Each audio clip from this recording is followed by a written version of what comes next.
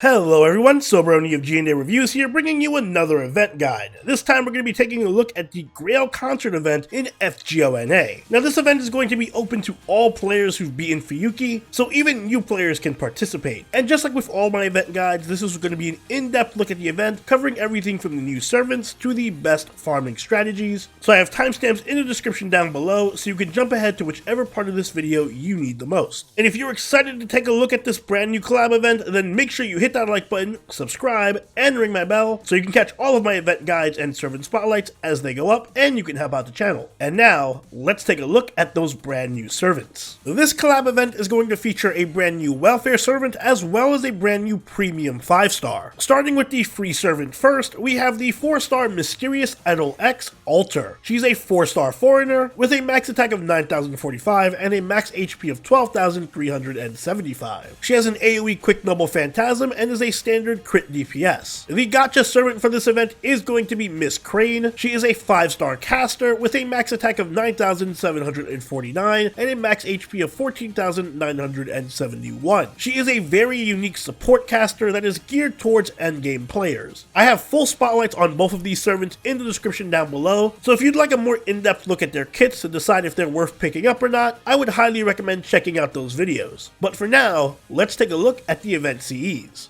We have a wealth of new event CEs for this event, as well as new command codes. Starting off with the Gotcha CEs first, we have the 3-star Camelot Lesson. This craft essence decreases damage taken by 100 and increases Buster Card effectiveness by 3%. It will also increase towel drops by 1 or 2 if you max limit break it. And this is just a standard budget Buster CE that can work on servants like Jaguar Warrior and Kid Gil. For the 4-star Gotcha CE, we have Chaldia Stars. This craft essence generates 10 crit stars and increases Arch Card effectiveness by 3% and NP gain by 5%. It will also increase fan drops by 1 or 2 if you max limit break it, and this CE is ideal for art crit servants like Kagetora, Saberlot, and Saber Hokusai. And finally, we have the 5-star Flower Sunshine. This craft essence increases Arts and Buster Card effectiveness by 10% and overcharge by 200% one time. It'll also increase Penlight drops by 1 or 2 if you max limit break it, and this CE is very strong on any Saber class servants who happen to have double Arts and Buster decks, and Noble Phantasms that have strong overcharge effects like Benny Enma and Muramasa. The free shop CE that we're going to get from this event is the 5-star Blossoming Under the Crimson Sky. This craft essence ignores evasion, increases crit damage by 10%, and grants 30% starting NP charge. For the duration of the event, it will also increase point drops by 30% or 60% if you max limit break it, and it will also increase quick Arts and Buster damage of servants between 10 and 100%. This is actually an excellent CE even outside of the event for crit and NP hybrid servants like Emiya, Okita, and Kagetora. We're also going to get 3 brand new command codes, starting with the 3-star Idle Hat. This code removes 1 critical chance attack up buff from an enemy, and also generates 1 crit star when attacking with the engraved card, and you can put this on any kind of support, like Mosh or Osakabe Hime. Next, we have the 4-star Meteoric Bellows, which applies burn to an enemy, and increases star absorb on the card by 50%. As a burn command code, I would recommend putting this on Yang. And finally, we have the 5-star Anti-Saber Final Armament, which increases damage against Saber enemies by 20% when attacking with the engraved card, and this one is pretty much custom made for MHX class servants like MHX, MHX Alter, and MHXX, but you can also put it on any archer servant. The event shop for this event is going to feature 3 different currencies: towels, fans, and penlights. The towels will trade in for code removers, ancient gears, dragon fangs, bullets, foes, and experience, while the fans can be traded in for 1 copy of the event CE, another code remover, lamps, phoenix plumes, stingers, and lancer, caster, and berserker pieces. Finally, the penlights can be traded in for another copy of the event CE, 1 copy of MHX Ultra's Ascension Mat, another code remover, mirrors, Fruits of Longevity, Rainbow Yarn, and Lancer, Caster, and Berserker monuments. If you plan on clearing out the entire shop, you're going to need 3,100 towels, 3,150 fans, and 3,300 penlights. I should also mention that you'll be able to obtain all 5 copies of the event CE, 2 from the shop and 3 from the point ladder, so you don't actually need to farm this event event for the last copy of the event CE if you want to max limit break it. And it is a really good CE since it does give 50% starting NP charge, as well as full attack stats, so I would highly recommend picking it up. Now let's talk a little bit about the event itself. This is going to be a point ladder event very similar to Summer 3. Essentially, there are going to be 3 different types of points that you can collect by completing free quests: dance, vocal, and performance points, aka blue points, red points, and green points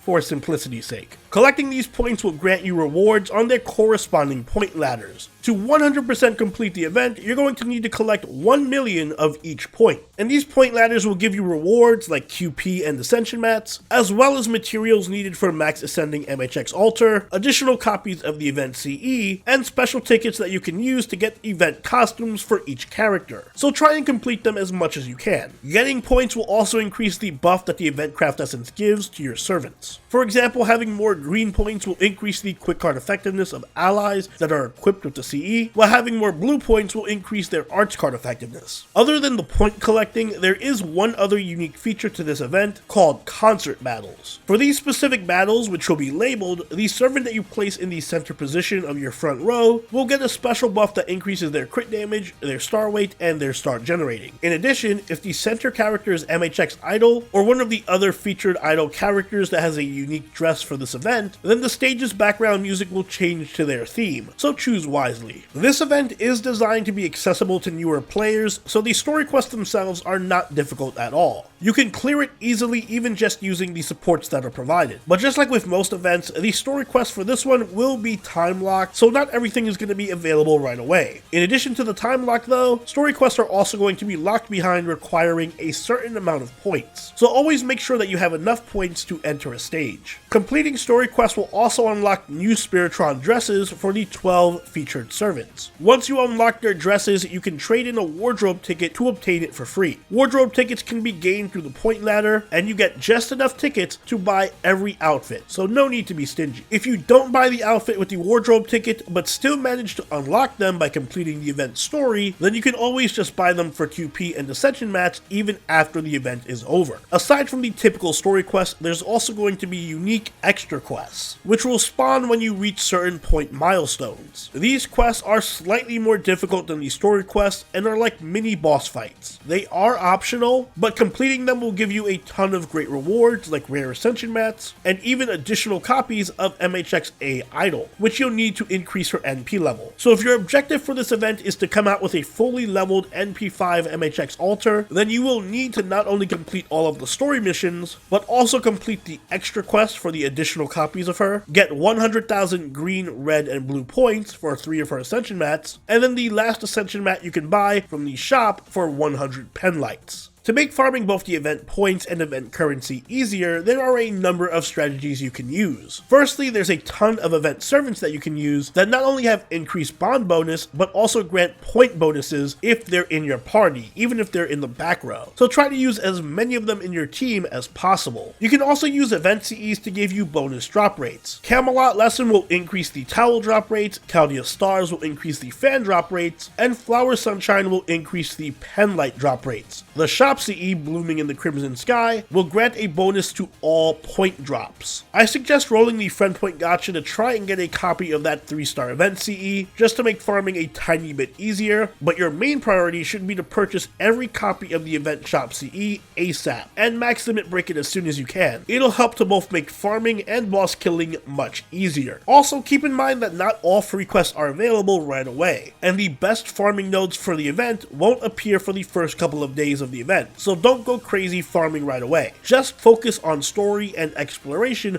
for the first few days. The optimal free quest to farm for both currencies and points are going to be the Shitamachi Commercial District for towels and green points, the Live House for fans and blue points, and the Idol Coliseum for pen lights and red points. But these areas won't unlock until the very end of the event, once you have about 500,000 of each type of point. So prior to that, just farm whichever nodes you have available to you. And that's about all I have to say about the Grail Concert Collab event. Even though it may look intimidating at first, it's actually be a really straightforward point collecting event, just be prepared for a lot of grinding. If nothing else, I would heavily recommend focusing on getting a maximum broken copy of the event CE, as well as MHX Idol, because there is no rerun for this event, so this will be your only chance to grab them. But as always, if you have any questions about the event, please let me know in the comments down below, and if this video helped you and you liked it, please do give the video a like, or consider subscribing if you really liked it. If you haven't already, do follow us over on Twitch, follow us on Twitter, and join the party on our Discord, all linked in the description down below. And until next time, this is Soberoni, signing out. Later.